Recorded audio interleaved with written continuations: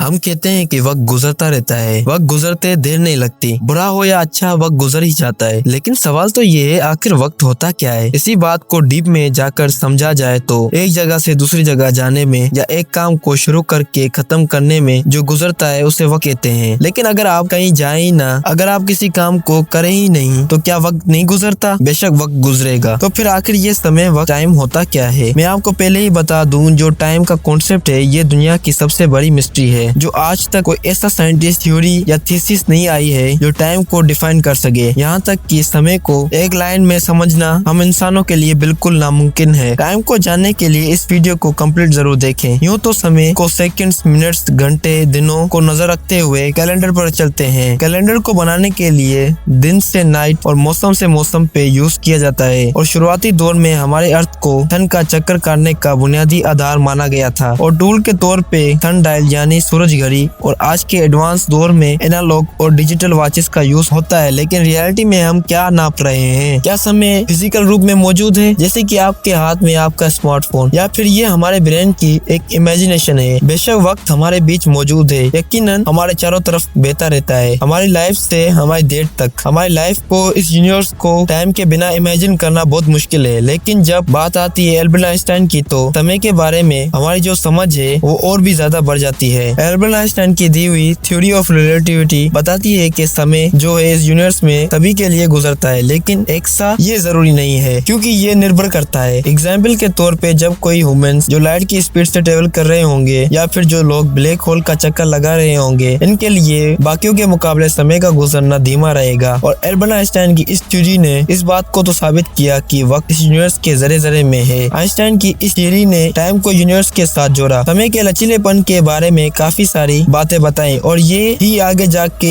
Space time कहलाती है। Gravity की वजह से समय मुड़ जाता है, रुक जाता है और इसका असर वक्त के भाव में आता है। यूँ तो यूट्यूब में काफी वीडियोस हैं जो टाइम को 4 डायमेंशन कहती हैं। अगर टाइम रियलिटी में 4 डायमेंशन है तो ऐसा क्यों है कि हम 3rd डायमेंशन वर्ल्ड में आगे पीछे दाएं बाएं अप डाउन हर डायरेक्शन में जा सकते हैं, लेकिन टाइम में तो हम सिर्फ एक ही डायरेक्शन में बढ़ते हैं, आगे की तरफ, यानी कि हम सिर्फ फ्यूचर की ही तरफ बढ़ सकते हैं। हम चाहते हुए भी पीछे लौट नहीं सकते हैं। तो अगर समय एक ही डायरेक्शन में बहता है और टाइम जो है वो यूनिवर्स के जरे जरे में है, तो समय यूनिवर्स का मेन ऑब्जेक्ट है। तो समय को समझना इतना मुश्किल क्यों है? मगर क्या यूनिवर्स को समझाने वाली इक्वेशन है, इनमें टाइम भी शामिल है? मौजूदा दौर में हमारे पास सिर्फ फिजिक्स के 2 इक्वेशन है जिसमें पूरा का पूरा फिजिक्स समटा हुआ है। पहला है जनरल रिलेटिविटी, जो यूनिवर्स के बड़े से बड़े चीज के जैसे stars, black holes, Galaxy, cluster और इनकी ग्रेविटी एक्सेट्रा एक्सेट्रा के बारे में ही बताती है। और दूसरा है क्वांटम फिजिक्स, जिसमें शामिल है particles, nuclear field system, antimatter वगैरह वगैरह। यानी एक हमें बताती है यूनिवर्स के बड़े बड़े चीजों के बारे में और एक बताती है इस वर्ल्ड के सबसे छोटी चीजों के बारे में। और ये दोनों इक्वेशन ही मिलकर बनाती है हमारी पूरी फिजिक्स को। और इन दोनों इक्वेशन को मिला के साइंटिस्ट कहते हैं थ्योरी ऑफ एवरीथिंग। ये तो समय को समझना इसलिए भी मुश्किल है क्योंकि वक्त को समझने की कई कोशिशें हुई हैं। एल्बर्ट आइंस्टाइन ऐसे कई साइंटिस्ट जिन्होंने थ्योरीज दी हैं टाइम के ऊपर, इससे कई सारे रिसर्चेस हैं जो पिछले 50 सालों से चल रही हैं और इन रिसर्चेस से कुछ भी साबित नहीं हुआ है। और सबसे मुश्किल बात यह है, हर थ्योरी समय को बिल्कुल अलग एस्पेक्ट से दिखाती है, अलग एंगल से समझाती है। यानी कि टाइम का बर्ताव, मतलब वक्त का बिहेवियर अलग अलग चीजों के साथ सेपरेट सिचुएशन में बिल्कुल अलग है। यूँ तो कुछ ऐसी थ्योरीज हैं जिसमें समय को शामिल किया ही नहीं गया है, लेकिन बावजूद इसके ये इक्वेशंस, ये थ्योरीज बाकी की थ्योरीज से बहुत ज्यादा अलग नहीं है। तो क्या समय का होना और ना होना